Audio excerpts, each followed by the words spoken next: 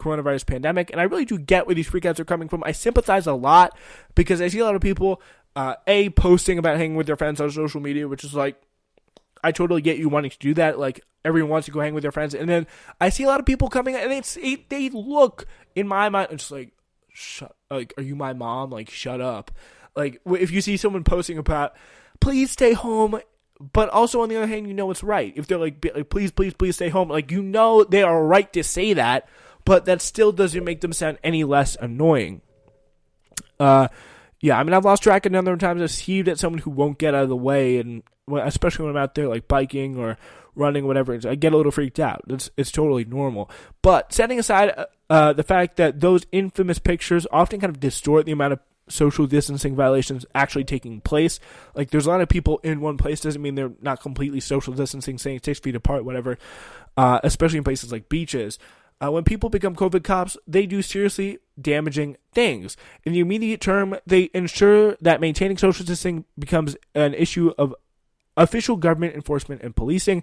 We know where that leads to an exacerbation of the state's racist and classist handling of everyday life. As we well know, black people across the country are being disproportionately arrested, fined, and harassed for social distancing violations. Here in New York, the disparities are so clear to literally anyone with eyes. You can see what's happening on the Upper West Side, see what's happening on the Bronx.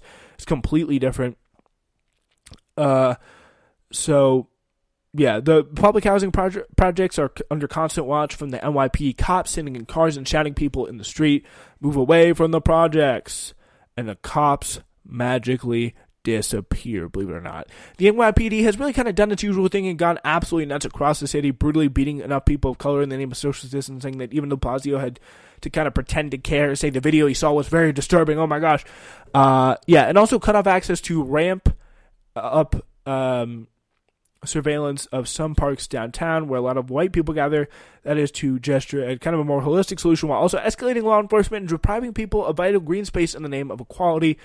Like, the idea is to treat the black people like the way you're treating the white people, not treat everyone like the way you're treating the black people. If they can get the green space, if it's safe for people to, like, socially distance and go outside in a park, like, that's completely fine. Like, that's something that should be going on.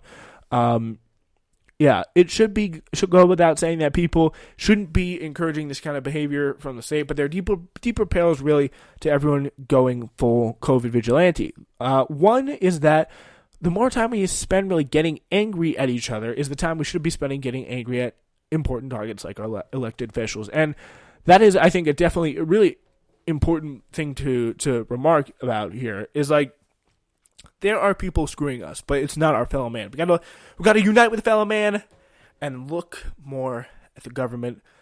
And this is state and local here, guys, that are really causing a lot of the problems that many people around the country face today. That's all I have for today's show. We're going to be back Thursday with another episode, and of course, Friday, Uncultured, and Saturday, we have the first episode of That's Interesting coming out. Very exciting. See you then.